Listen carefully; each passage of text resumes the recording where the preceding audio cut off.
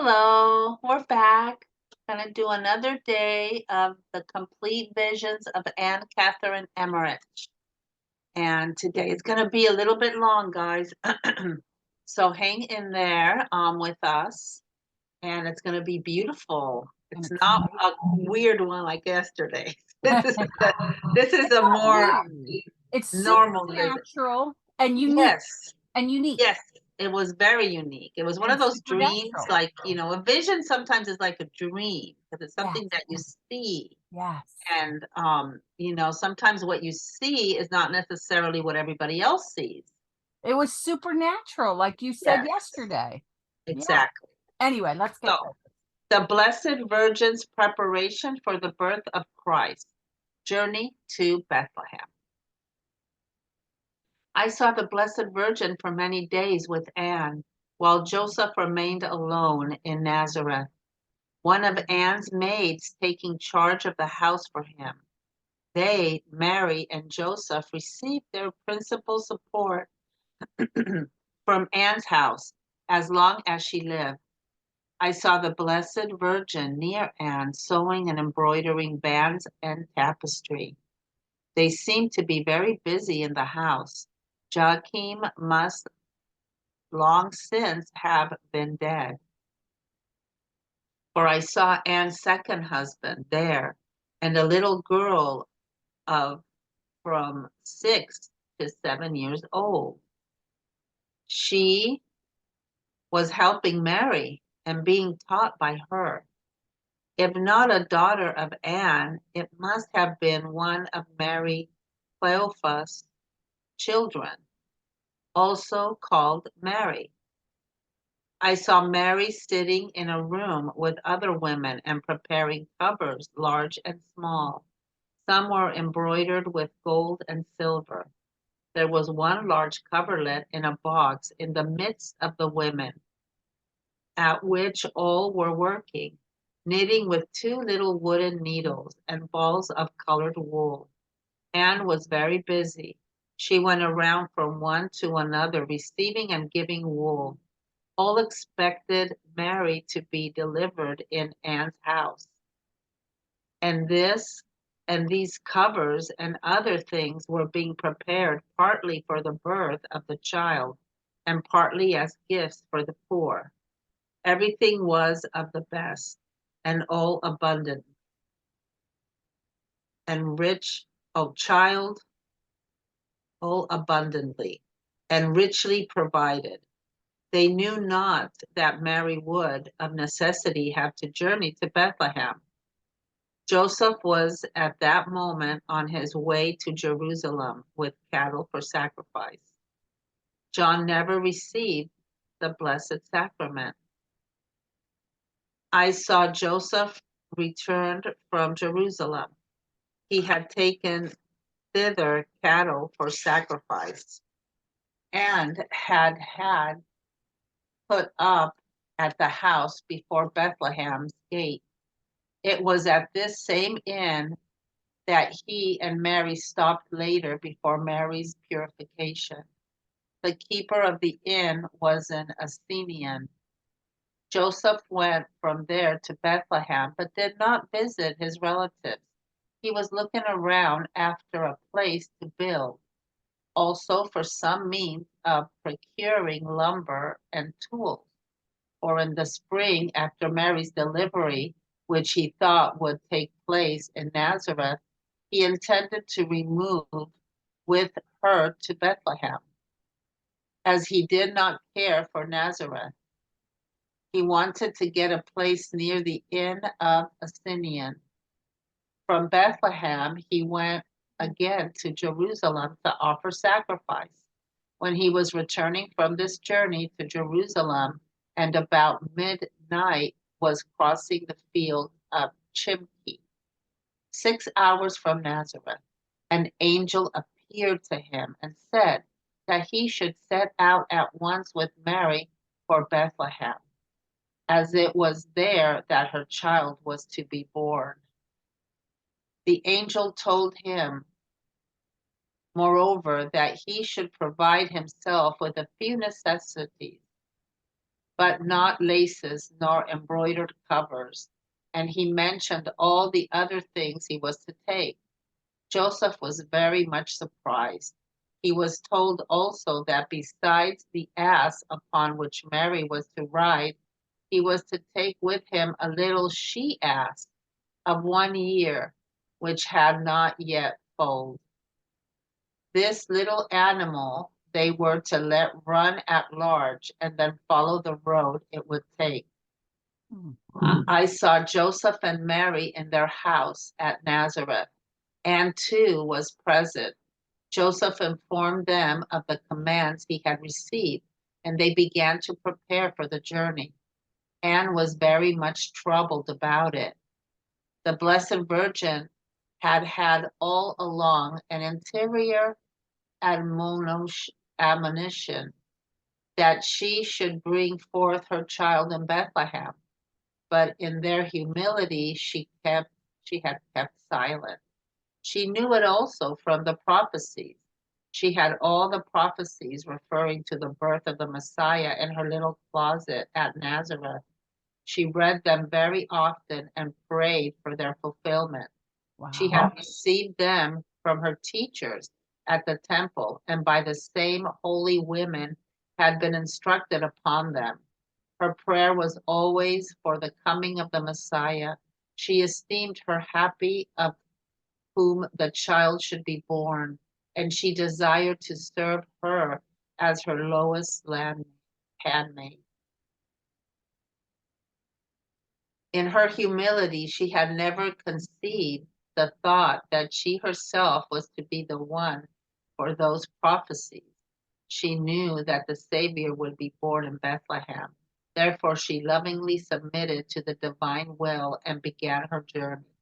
It was a very painful one for her, since at that season it was cold among the mountains.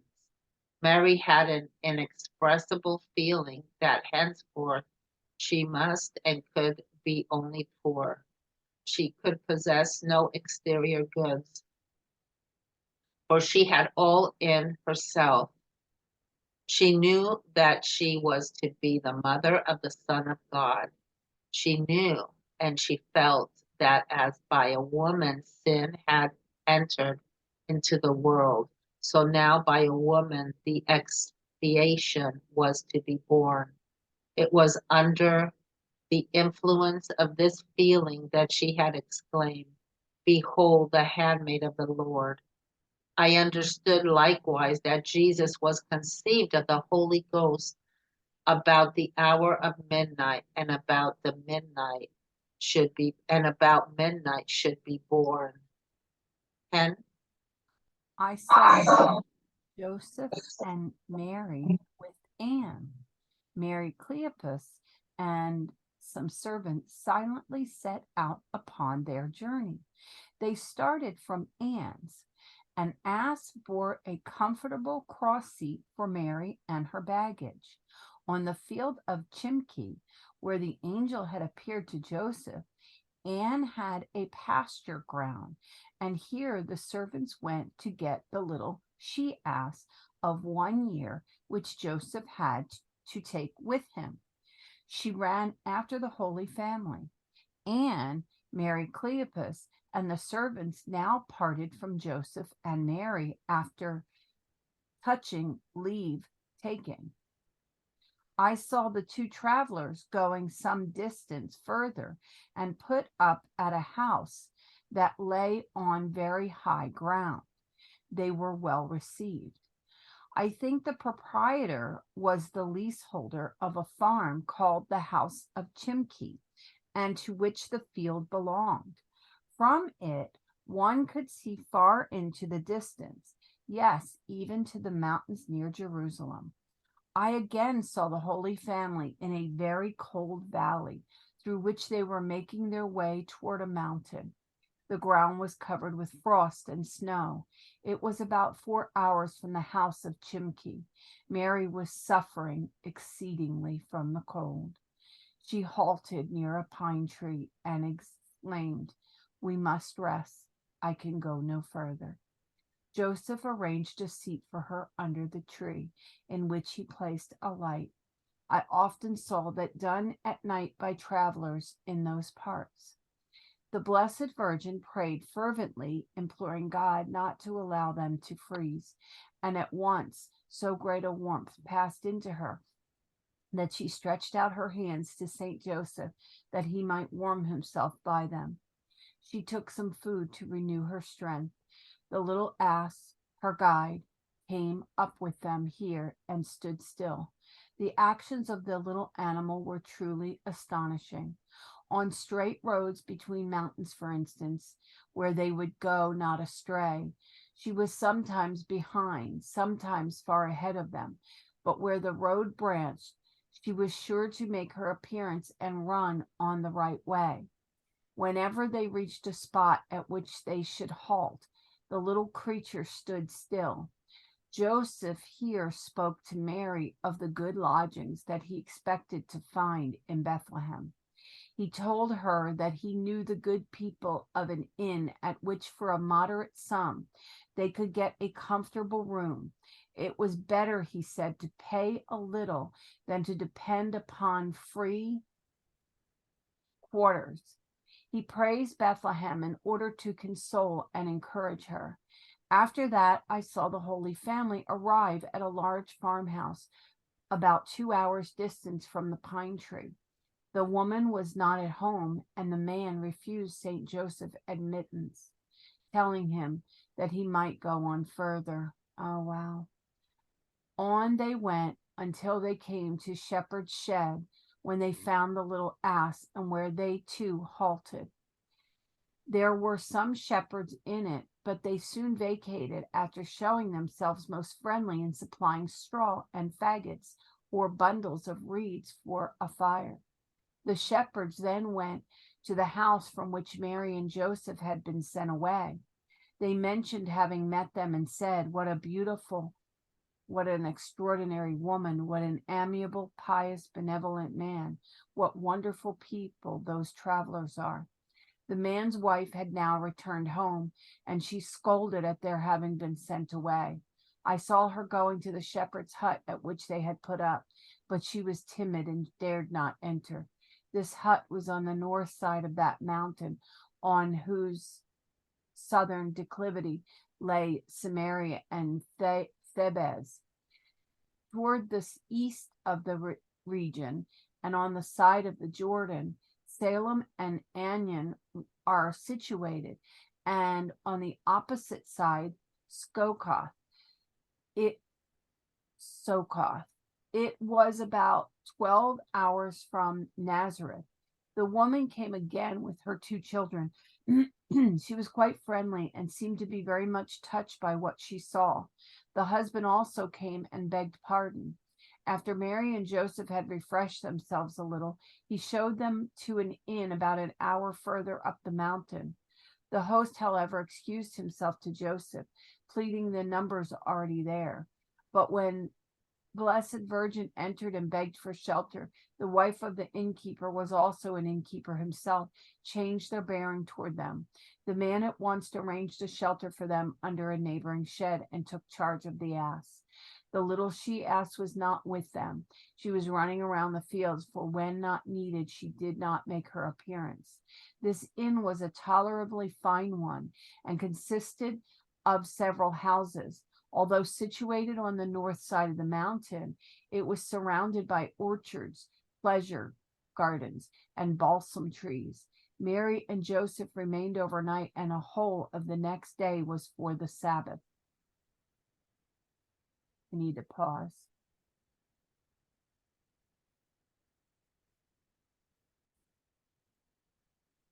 On the Sabbath, the hostess with her 3 children visited Mary, also the woman of that other house with her 2 children. Mary talked to the little ones and instructed them. They had little rolls of parchment from which they read. I too made bold to speak confidently to Mary. She told me how extremely well it was with her in her present condition. She felt no weight. but sometimes she experienced a sensation of being so immensely large internally and as if she were hovering in her own person. Wow. She felt that she encompassed God and man, and that he whom she encompassed carried her. Joseph went out to the host to his fields. Both host and hostess had conceived great love for Mary. They sympathized with her condition. They pressed her to remain and showed her a room which they would give her. But very early the next morning, she started with Joseph on their journey. They went forward a little more to the east along the mountain and into a valley, increasing the distance between them and Samaria, to which they seemed at first to be going. The temple upon Gerizim was in sight. On the roof were numerous figures like lions or other animals, which shone with a white light in the sun. The road led down to into a plain or the field of Sikkim. After a journey of about 6 leagues, they came to a solitary farmhouse where they were made welcome. The man was an overseer of fields and orchards belonging to a neighboring city. It was warmer here, and vegetation more luxuriant than any place they had been, for it was the sunny side of the mountain, and that makes a great difference in Palestine at this season. The house was not exactly in the valley, but on the southern declivity of the mountain which stretches from Samaria to the east. The occupants belonged to those shepherds with those daughters later on. The servants remaining behind the caravan of the 3 kings had married. In after years, also Jesus often tarried here and taught. Before departing, Joseph blessed the children of the family. I saw him and Mary journeying over the plain beyond Sikkim. The Blessed Virgin sometimes went on foot. They rested occasionally and refreshed themselves. They had with them little rolls and a cool, strengthening drink in nice little jugs, brown and shining like metal. The seat that Mary used on the ass was furnished with a pad on either side as a support for the limbs, which were thereby brought more into a sitting posture. The support was over the neck of the ass, and Mary sometimes sat to the right, sometimes to the left. Berries and other fruits were still hanging on the bushes and trees that were exposed to the sun, and they were gathered on the way. The first thing that Joseph always did on arriving at the inn was to prepare a comfortable seat or couch for Mary. Then he washed his feet, as did Mary also. Their ablutions were frequent. It was quite dark one evening when they reached a lonely inn. Joseph knocked and begged for shelter, but the owner would not open the door.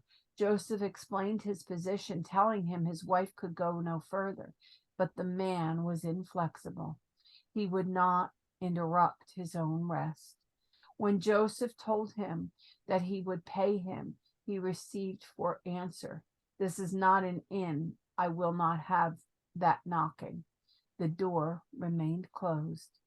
Mary and Joseph went on for a short distance and found a shed. He struck a light and prepared a couch for Mary, she herself assisting him.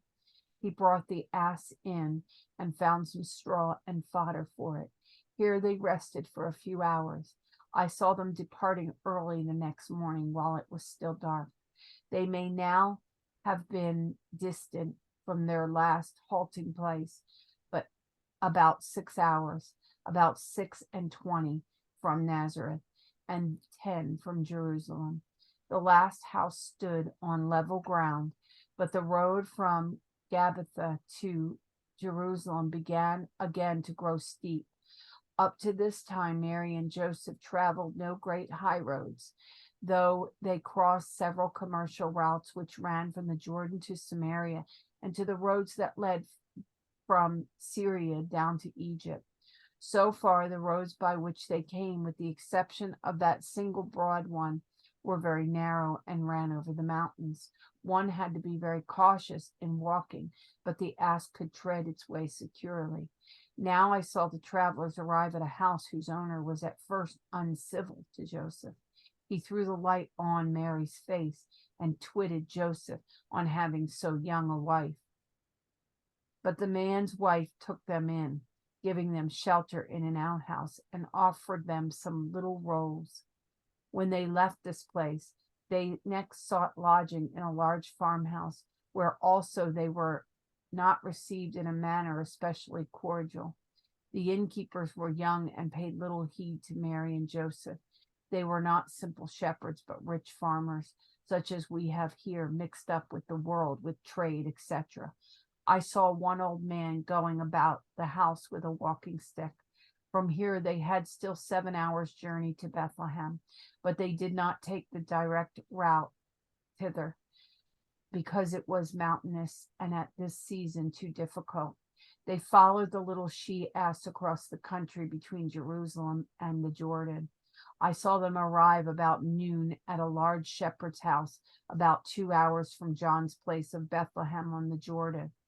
Jesus once passed a night there after his baptism. Near the house was another for the farm and sheep utensils, and in the yard was a spring from which the water was conducted through pipes to the bathtubs. There was a large public house here, and the numbers of servants who took their meals at it were going and coming. The host received the travelers very kindly, and he was very obliging. He insisted upon one of the servants washing Joseph's feet at the spring. He also supplied him with fresh garments, while he aired and brushed those he took off. A maidservant rendered the same services to Mary, for the mistress of the house was backward in making her appearance. She lived retired. She is the same that Jesus afterward healed of a 30-year sickness. He told her that her malady had come upon her as a punishment for her want of hospitality toward his relatives. But I know the reason for her non-appearance to Mary and Joseph. She was young and rather frivolous. She had caught a glance of the Blessed Virgin and had spoken a word to her, perhaps. I do not now recall all the circumstances, and had conceived a feeling of jealousy on account of her beauty. Wow. Yeah, it was for that reason that she kept herself secluded on this occasion. There were some children in the house. At their departure about noon, Mary and Joseph were accompanied part of the way by some of the people belonging to the inn. They proceeded westward toward Bethlehem and arrived after a journey of about 2 hours at a little village consisting of a long row of houses with gardens and courts lying on both sides of a broad highroad. Joseph had connections here, such as spring from the second marriage of a stepfather or stepmother. Their house was finely situated and very handsome, but Mary and Joseph did not enter. They passed through the place and went straight on toward Jerusalem for half an hour. When they came to a public house in which a crowd was gathered for a funeral, the frame partitions in the house had removed from before the chimney and hearth. The fireplace was draped with black, and before it rested a coffin enveloped in the same somber hue. The male mourners wore long black robes with short white ones over them, and some had rough black maniples on their arms. All were praying. In another apartment sat the woman, entirely enveloped in their large veils. There was in the yard a large fountain with several faucets. The proprietors of the house, who were taken up with the charge of obsequies, left to the servants and duties of receiving Mary and Joseph. This was done accordingly, and the customary services rendered the holy travelers. Tapestry or mats were let down from their rollers near the ceiling, and a curtained space arranged for them. After some time, I saw the people of the house in conversation with them. The white garments had been laid aside. I saw a great many beds rolled up against the walls. They could be entirely separated from one another by means of the mats let down from the ceilings. Early the following morning, Mary and Joseph again started off.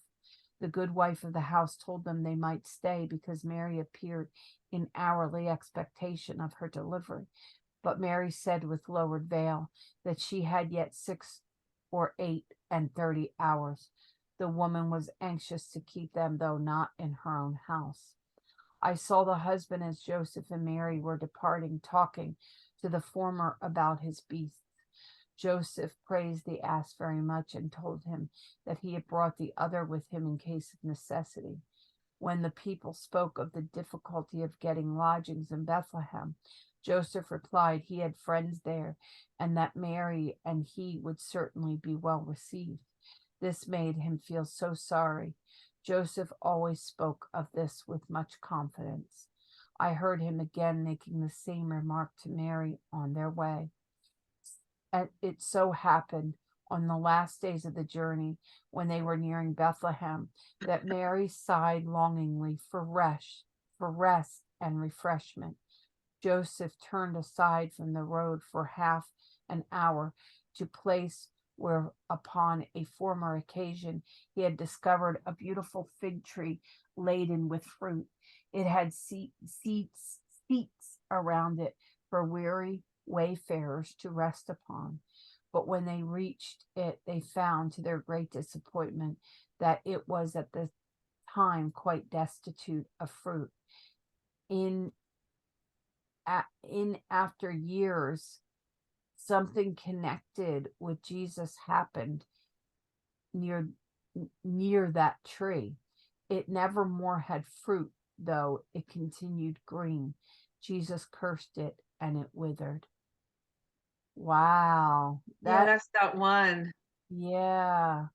It was beautiful, but also sad how people closed their doors to them. You know? It's But just this God, overwhelming God, God sadness. wanted it that. God wanted it that way. That's why He sent His angel to guide them. No. Remember, God allows free will, Yes. that it's permissive will. It's not that he wills it. It's people close their hearts to them. So we can't be confused over permissive will, because otherwise people think, oh, God wants me to suffer. God does not want anyone to suffer. Certainly not the mother of God. But people also had their free will.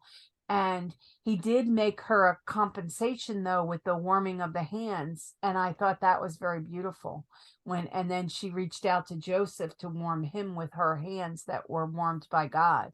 I felt like God made a special dispensation, because have you ever I don't know if you've ever lived in cold weather, but I lived up north, and there were days, when you're traveling, whether through, when Joe and Rick's dad, in the very beginning, when we were together, he had a company truck, but we also would go to things like movies, and when there was snow, you wouldn't want to drive that, so we would take the bus. And I remember standing out there waiting for it. Was a trolley with the tracks on top, and he would put my hands in his coat. It was so cold. And I don't know if you've ever lived in cold like that, but it is just so chills you to the bone. So I imagine Mary being so very cold, and God just giving her that beautiful I don't know why I keep saying the word dispensation, but it keeps coming, but this little gift of warmth for her hands. So yeah, God's permissive will, he did not control people, and he allowed their free will. And Mary, he did not give anything extra except that hand. And like you said, that there is a bit of a reason for that. So back here to the beginning, I was first of all, the beautiful part about Anne and Joseph, their principal support in Anne's house as long as she lived. That's what it said. And that kind of was like a shocker right there. And then she saw Mary sewing and embroidering bands and tapestry. And I thought, oh, that just was such a beautiful sight. There's this beautiful young girl embroidering bands and tapestry, and they seem to be very busy. And then Joachim must have long since been dead. That was a shocking sentence when I heard that. And then when they said, for I saw Anne's second husband, there was a little girl from 6 to 7 years old. And I'm thinking, who was that? Did Mary have another little sister? Jeanette, where are you? She was helping Mary and being taught by her. If not a daughter of Anne, it must have been one of Mary Cleopas' children.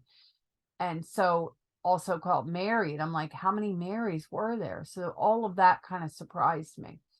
So then as we moved on,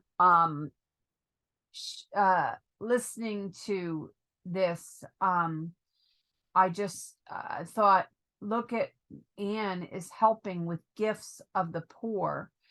And not long thereafter, Mary would be very poor, So it says they knew not that Mary would of necessity have journeyed to Bethlehem. None of that was known. But yet it says earlier she was reading. So Joseph was on his moment to Jerusalem with the sacrifice, and John never received the Blessed Sacrament. So here, though, what did that mean? I don't know. And look, there's a number 1. So and I don't know where that is, and I can't click because I don't know if I'm getting back to some, so. John never received the Blessed Sacrament. Yeah, I did not. That really threw me off. A lot of things on here threw me off, like Joachim dead and then Anne's second husband, like that. Well, yeah, that's common to remarry when you lose your husband. Yeah, they needed men back then. And then the little girl that was around there wasn't hers. The little girl was from the other Mary Clopas. Yeah, I guess. Yeah, because the Mary Clopas is the one that was at the cross with him, and she's the mother of James the Greater. And another people Mary. thought was Mary's other son, which is not right, because Mary only had one son, and she was a virgin for life. But yeah. And then so that other Mary Cleopas, had a daughter named Mary, another Mary. So there are just so many Marys. So anyway, so then when we got here, before Mary's purification, so I don't know if that means after the baby is born. Yes. Because back then I know that when women had their period, they they had to be purified or whatever. So what do you think? Yeah, after a certain amount of time, I forgot how much it was. You go back to the temple and you get purified, you get blessed or whatever, and you're okay. After a certain, they make it like a ceremony type of thing. After you have a child, there's so many. Child. Yeah, because there's so much time that goes by that you bleed after you have a child for a while. Oh, I didn't understand that they actually did something at the temple. Wow, that's interesting. So I don't know exactly what that. Yeah, that's interesting. Exactly the way that they do all that stuff, but I heard something about that or read about it. We can look into it later, or you guys can, but we will. Yeah. We will. So again, it mentions about the keeper of the inn being a Assyrian like Anne. So I'm going to put that link again about the Assyrians, that Anne was an Assyrian. Yes. So, yeah, I have to keep those links so I can pop them in. I'm gonna work on that today. You don't realize that when we finish these, I still have a lot of work to do. Anyway, so let's see what else jumped out. That extra little she-ass that was running around, that I was like, what the heck was a she-ass just running free? Like, it made no sense. And then at the end, toward the end, it said, love it. She was an extra. Because God uses asses or donkeys a lot, because remember the talking one? Oh, I know that. They're actually traveling Yeah, with I'm him. like, But wow, I that is didn't so realize but why they were leaving her loose to kind of follow them. But because what's God was directing her where they should go. So she needed to be free to do that. it reminded me of that movie, The American Quilt, where the crow led Maya Angelou's ancestors. Remember? Um Um, so I have anyway, to rewatch it. There's a lot of things I don't remember from that movie. I thought you just watched it with your daughter. Were you kidding me? No, I didn't watch the whole thing. I watched part of it, then I had to leave, so she watched the rest Oh, herself. oh, Jeanette. But she watched it. She loved it. I bought it for her. I'm gonna leave it a copy with her and everything. So, Mhm. Anyway, um, did you sure she finished it? oh yeah, she loved it so much. She's gonna have her fiance watch it too. Oh, good. And the whole group of people that are doing the quilts need to watch it. I'm going to bring one for sewing studio, and I'm gonna leave it there, and I'm gonna have everybody when they're done watching it, give it to the next person. Yeah, that's a good idea. That's Okay. what I'm gonna do. Oh, you're so smart. Anyway, okay. So here, oh, if you don't know, Jeanette's daughter's getting married next year in Ireland, and I'll be taking care of her mom.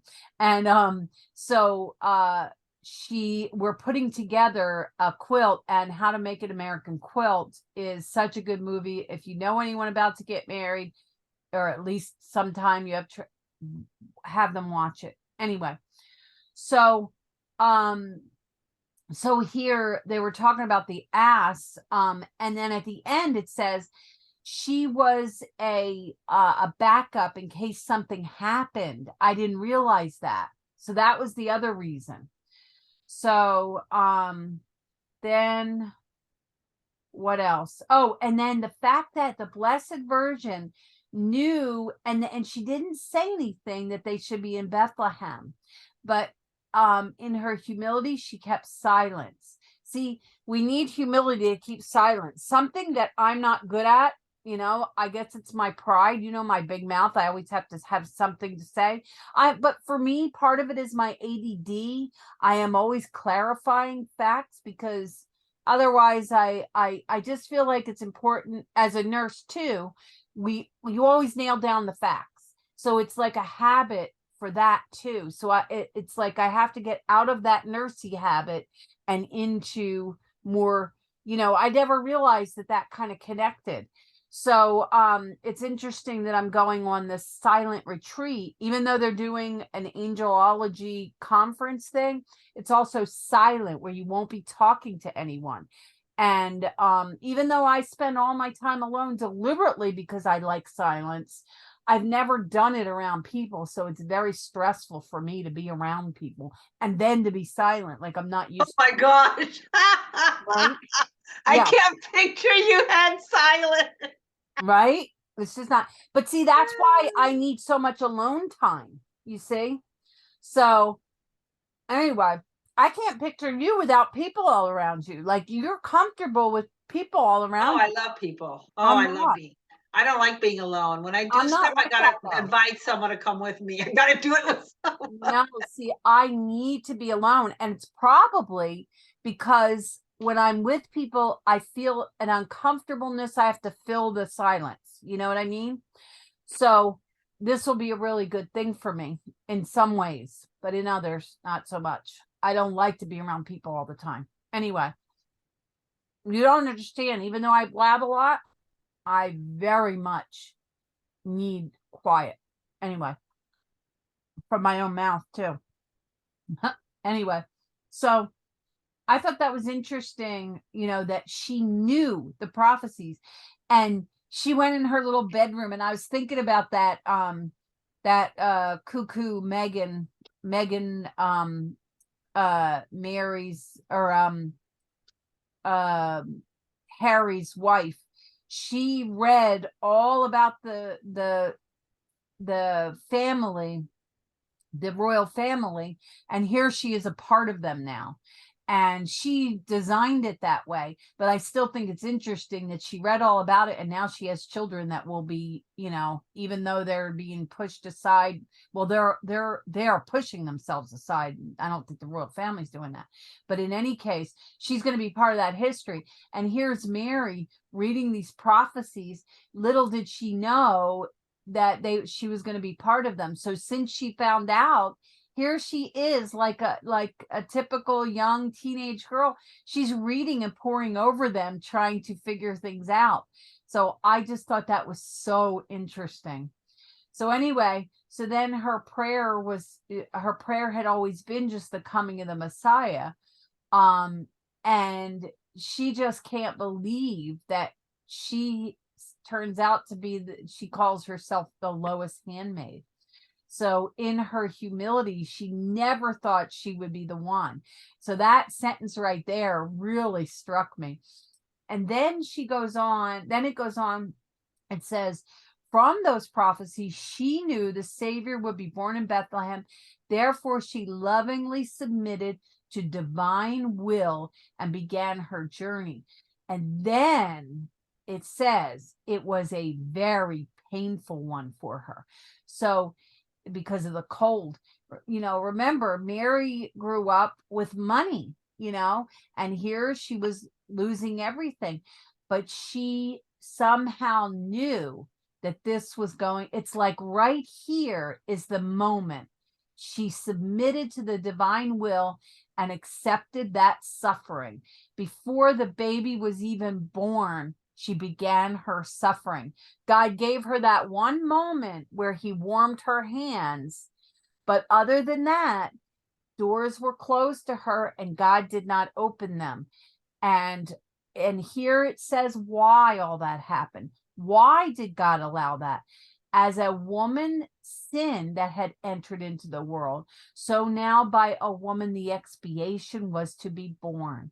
So we always think of suffering as punishment and as terrible things, but so much good comes from our suffering. I can tell you, I experienced the most, I cannot tell you my private story, but I'm going to tell you something. That suffering is the reason why now, every minute I have, I'm thinking about God, and everything I read and every news piece I look at, it all relates back to God. Before that, God was this faraway thing that I was trying to touch, and I only started reaching out to him in my late 30s. And that's when that song, do not be afraid, I am with you, because I was struggling in my single parenthood and I was suffering, but not to the degree I would go on to suffer. Little did I know. But in my little bit of suffering with trying to raise, single parenting, you are suffering somewhat. But it is your own choice. So you're kind of like, suck it up, buttercup. You know what I mean? That's the way you get with yourself. And you have to be father and mother, So here I was reaching out to God, and he seemed so far away, so far away. But when that song would come on, do not be afraid, I am with you, by David Haas, You Are Mine. And I literally felt like God had, because I moved down here to South Florida away from my mother and everyone. I just came down here alone with 2 kids, like my great grandmother came from a country, England, to America alone on the boat, who family lore was that it was storming, and she was down in the basement, scared to death, all alone, only 17 years old, no children yet. She was coming over to be a maid to a family who she ended up marrying the husband when the wife died. But anyway, I think then I came down here to South Florida, the same as my great grandmother. And when they were talking about Mary, that the mountain that they were on, the sunny side of the mountain, and that Jesus had come later and cursed that tree and all, I was like, that makes me realize, like, my family, there are still some of my family, like cousins, my mother's brother's family, still up where my aunt came to in Bucks County, but I no longer live there. So I remember coming here and feeling like none of my family has ever been here. It's like I felt like a pioneer woman. It was very, very hard.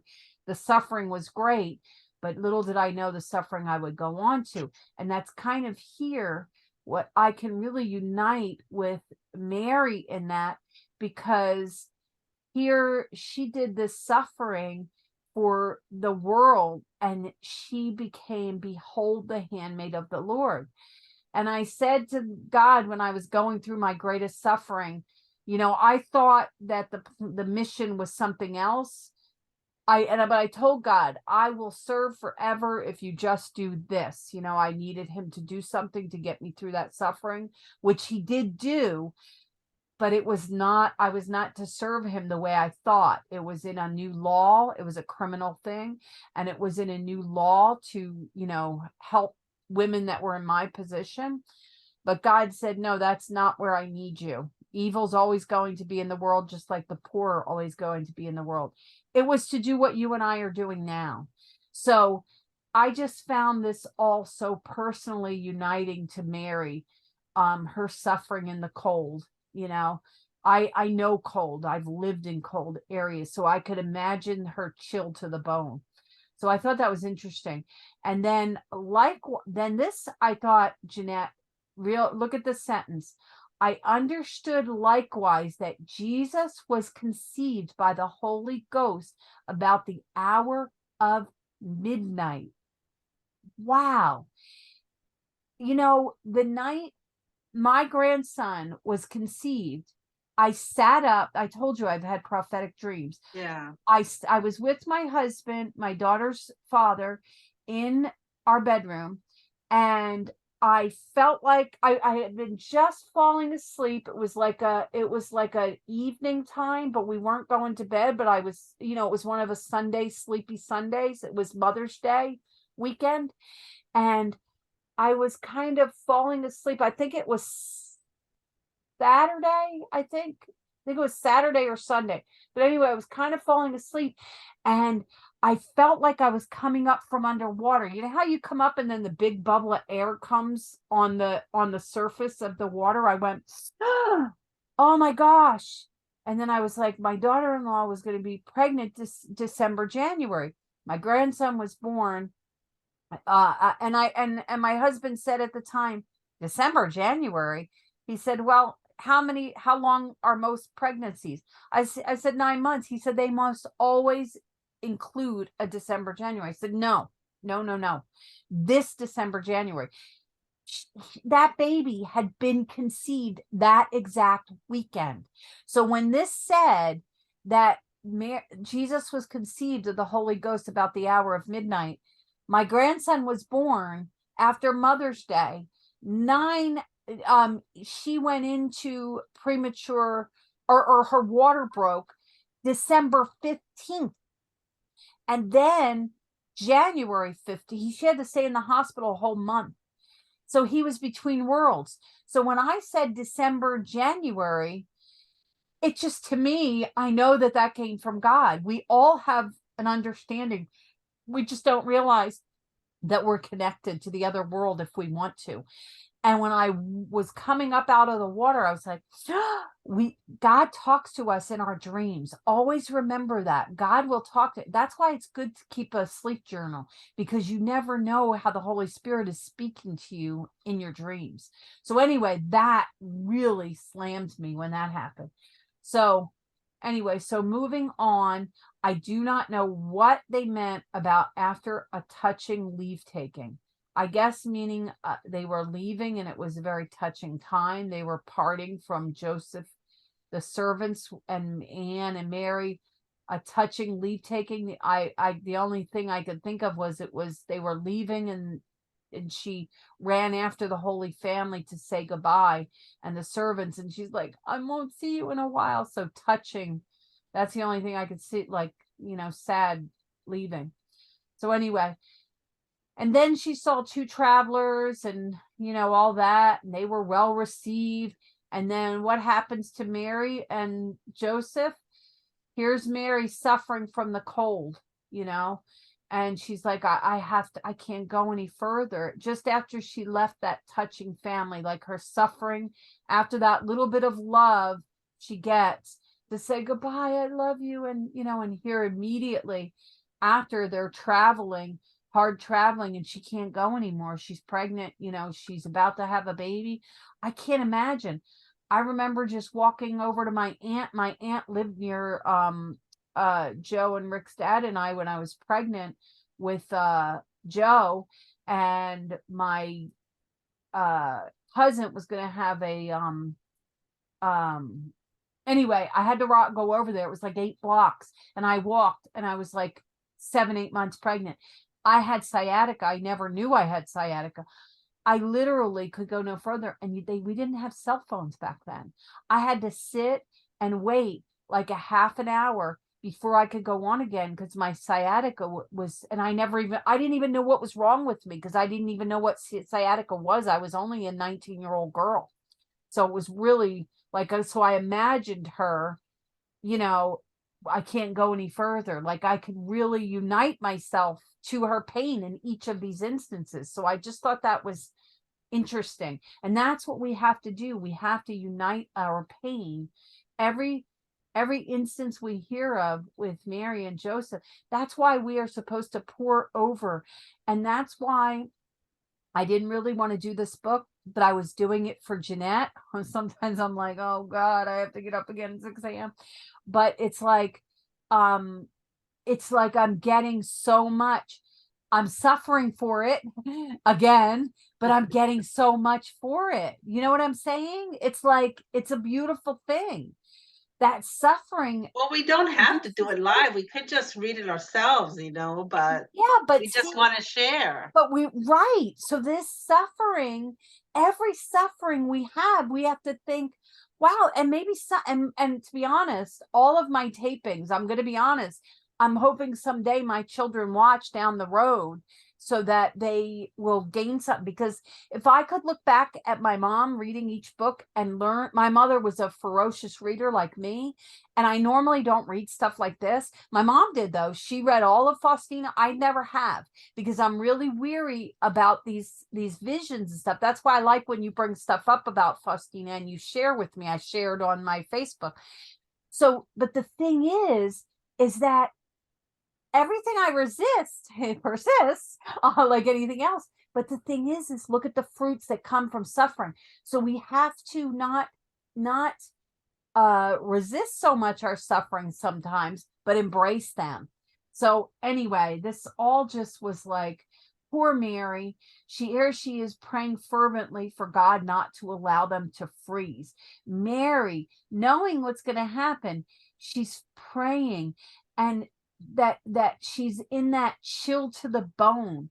And what does she do? God gives her a consolation, a great warmth passed into her. That came from the Holy Spirit. He said, oh, she needs a little warmth. Like, how beautiful is that? But that's why we have to be on earth, how these people close their doors to them. We have to be charitable to our fellow man. That's why, because we don't know. First of all, we're supposed to see everyone as Jesus suffering, and that is so hard sometimes for us humans. We're like, well, I can't because I have to take care of my family. But we have to be charitable where we can be, whether it's with our time, whether it's, and see, my time, all I'm spending, I think, well, my kids will watch it. But we have to also think about others around. And so, yeah, anyway, so all of that really slammed me when we were going through this. This was an extremely touching reading, even though it was long today. Wow. So yeah, so I thought this was, it was just beautiful and sad at the same time. It's like that bittersweet, like the sad because no one was letting them in, but the beautiful part being able to witness it, and then going on the sunny side of the mountain. Like I could just hear a poem, Mary and Joseph on the sunny side of the mountain. By the way, guys, you know me, I kept saying a painter should do paintings of this. I found a book, guys. I put the link. Yes, I think I put it in yesterday. Found a book and I ordered it, and we're going to be able to share. An artist actually did a rendering of her visions. He did 350 of them. Wow, that's going to be so beautiful. So I'm excited about that.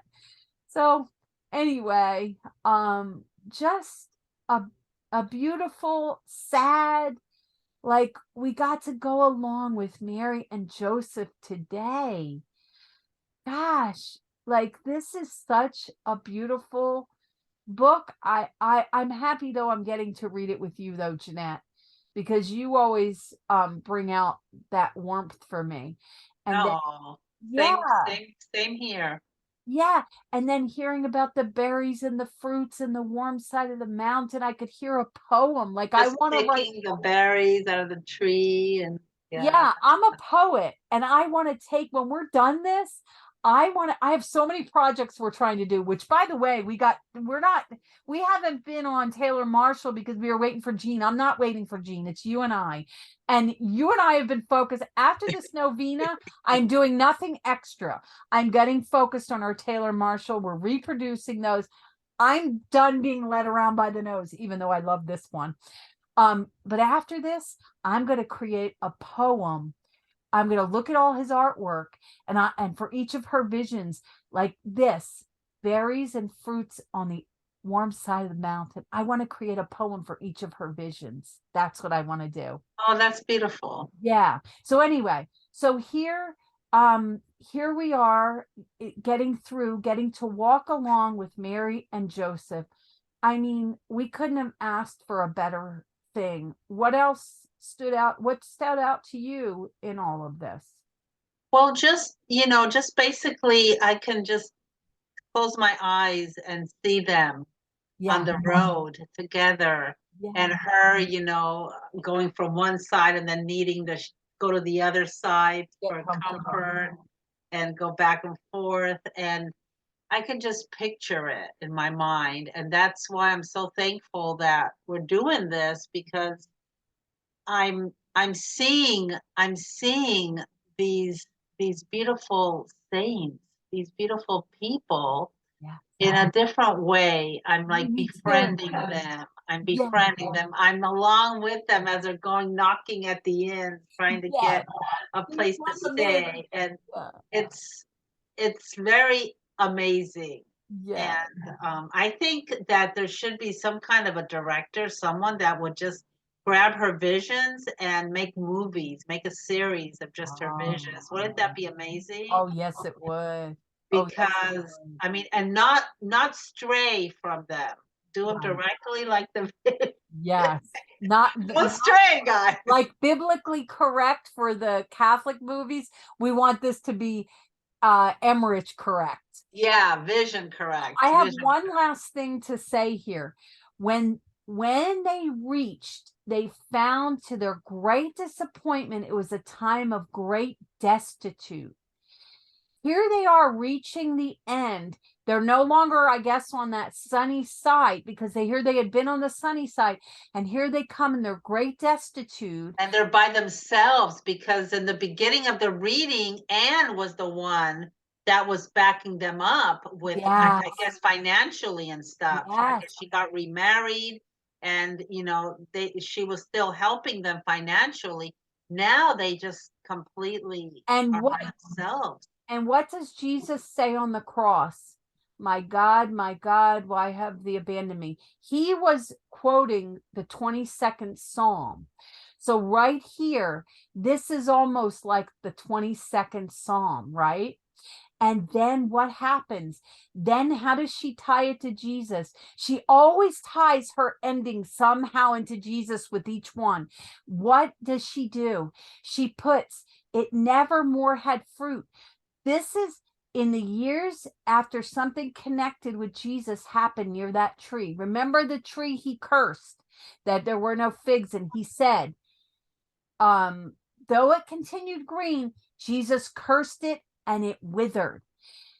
All those people that closed their doors to Mary, on this journey.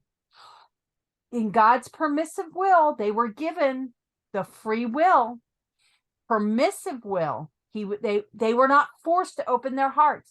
They were given an opportunity to let the Son of God into their homes, and they closed their doors and wanted to focus on their rest. What happened? What happens when we close our door to God? We are cursed and we wither.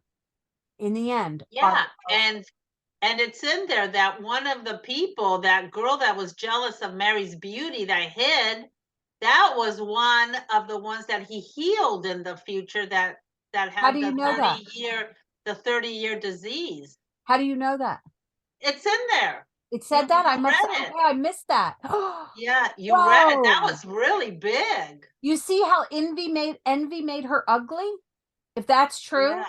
envy made her ugly. Do you see how her writings are like coming to Yeah, like because she sees it as she's seeing the vision, but then she also remembers what she read in the Old Testament and what she saw later on in the so old she's I mean in the relating New it. Testament, in the New Testament, she saw Jesus healing her, the one that was jealous of Mary. I gotta She find sees that part. Jesus healing her from her sickness of 30 years. I brushed over that, but I'm going to go back later and look. I'm glad that you caught that because I missed that. Thank God you caught that. There's just so many little nuggets of beauty in her writings, guys. Oh, I can't wait till tomorrow. Look tomorrow, guys. We're reading about the arrival in Bethlehem.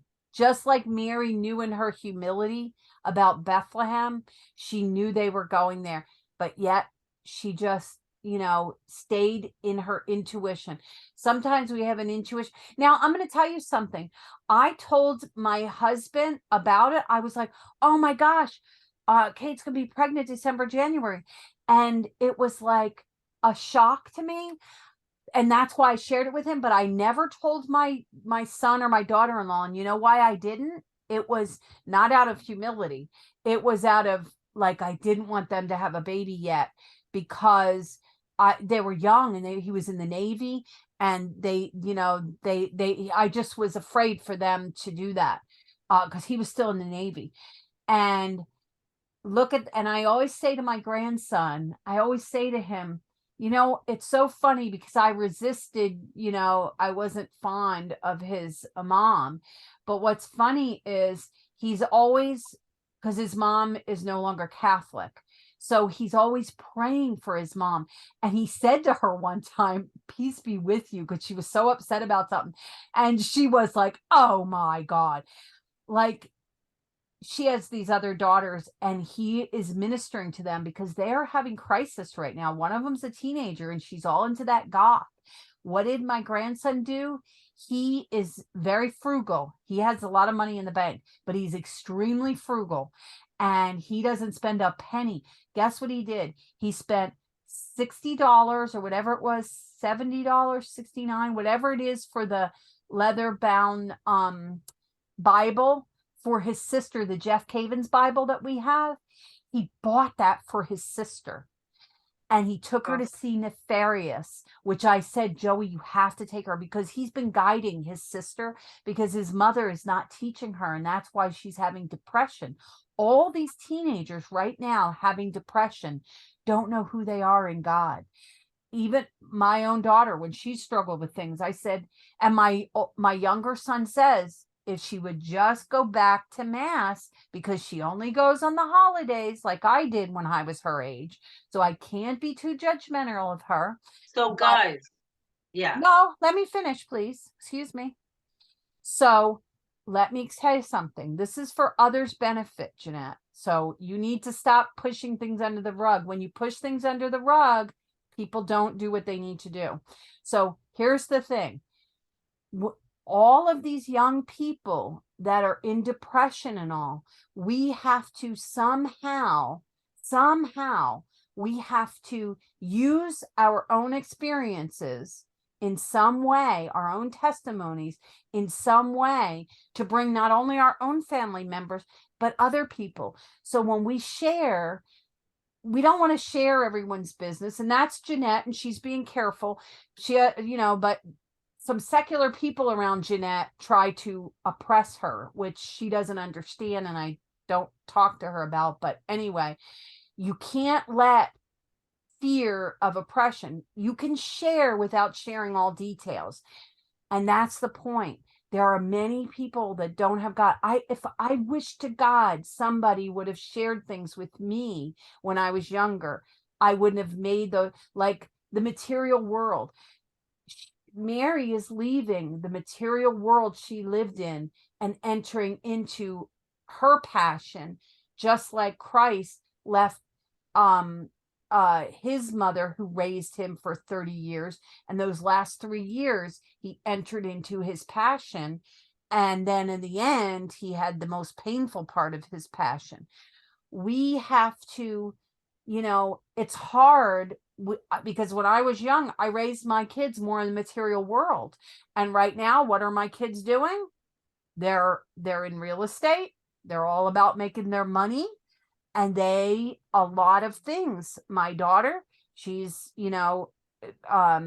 living, she wants to live in her beautiful place and all that, all the material things. We got to get focused on if I would have understood this when I was younger. Now, I wasn't that much about the material world because I wasn't raised with a lot of money. My mother was a single mom, but I still was I was looking for security. So I got a nursing job, and everything I did was focused around just work, work, work, work, work. I had no time for Sundays. I was a nurse. I told myself, well, people need medical care on Sundays. I should have, no matter what, drugged myself out of bed and went to mass. If I could go back and do it over again, I would have. I wouldn't have worried about my security in this material world. Here I am at a little 500 square foot place. Yes, I own it with no mortgage, but still, we got to get ourselves focused on God. Somehow we have to use our testimony to help others see.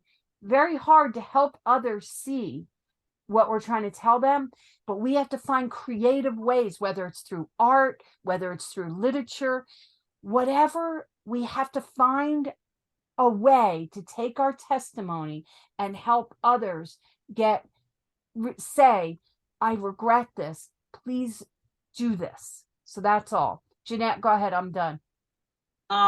Sleeping. Mother's Day is around the corner, guys. Mother's Day is around the corner. So if you are like me and have thousands and thousands of little tiny things in your house, including purses, shoes, clothes, and little knickknacks everywhere you can't even dust.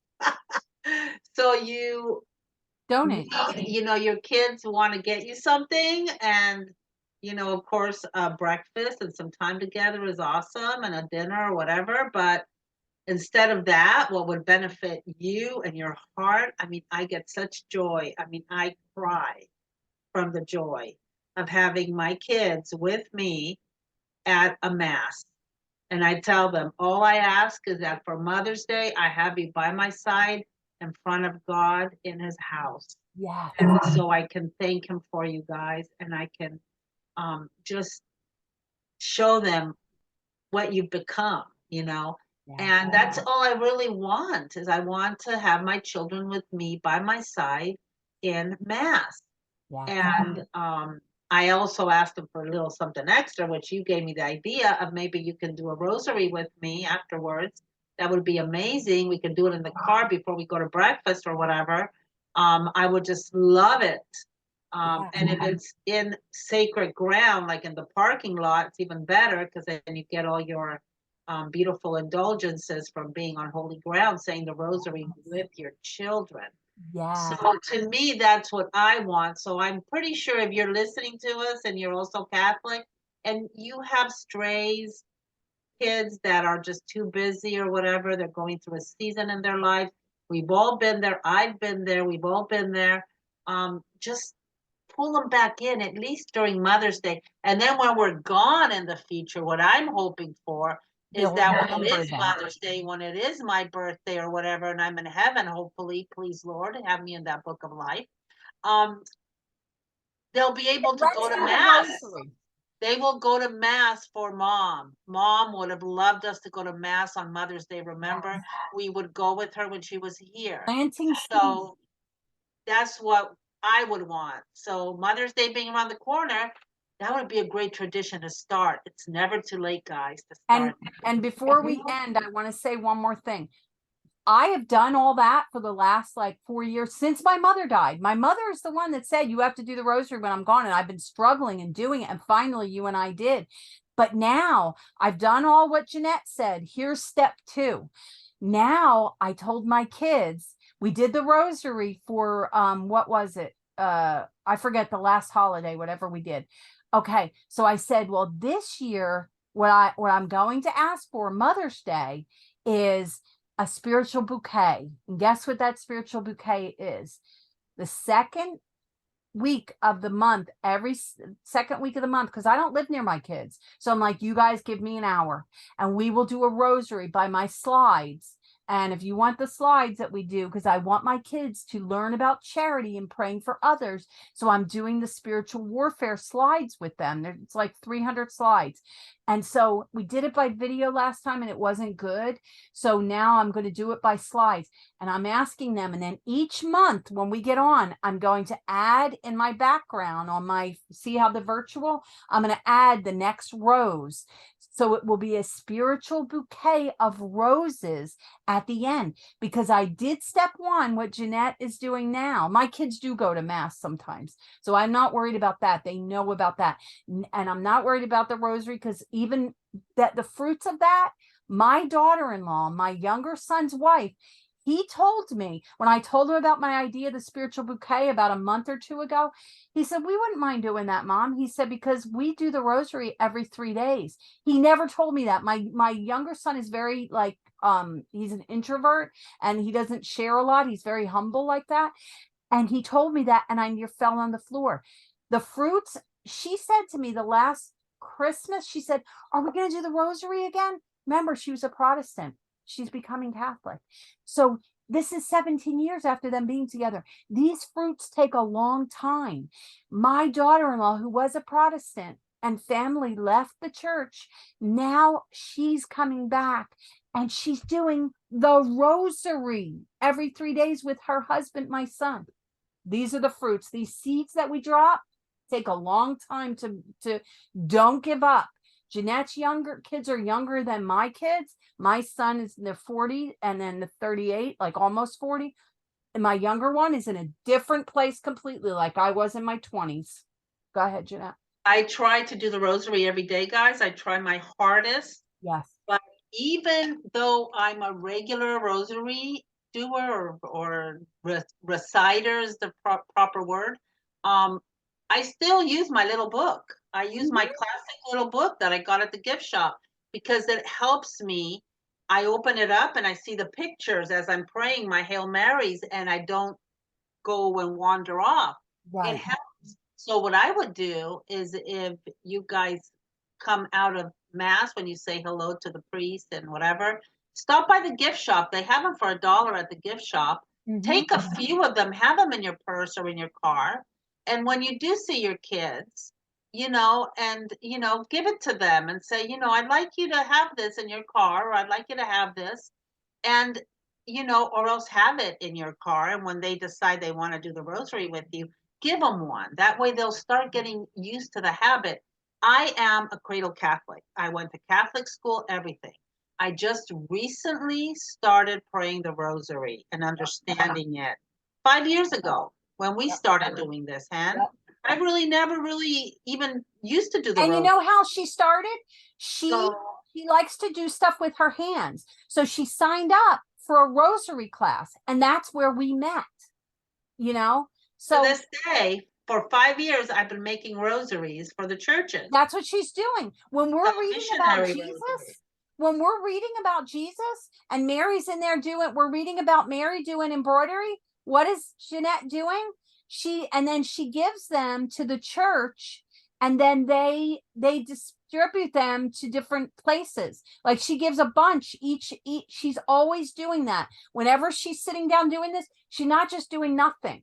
She's sitting there, and as we're talking about Jesus, she's making those. So the person that gets that rosary, oh my gosh, they're getting all of that prayer that she's doing.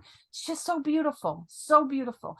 Plant the seeds now, plant them. Yes. Don't worry about that they're not sprouting. That's God's worry. We can't make our kids walk on a road. It's a journey they take alone, but we can plant seeds. And that's what it's all about, planting seeds, which Jeanette's really good about. She knows how to plant seeds. You too, girl. Yep. So we'll see you guys. Bye, guys. Tomorrow.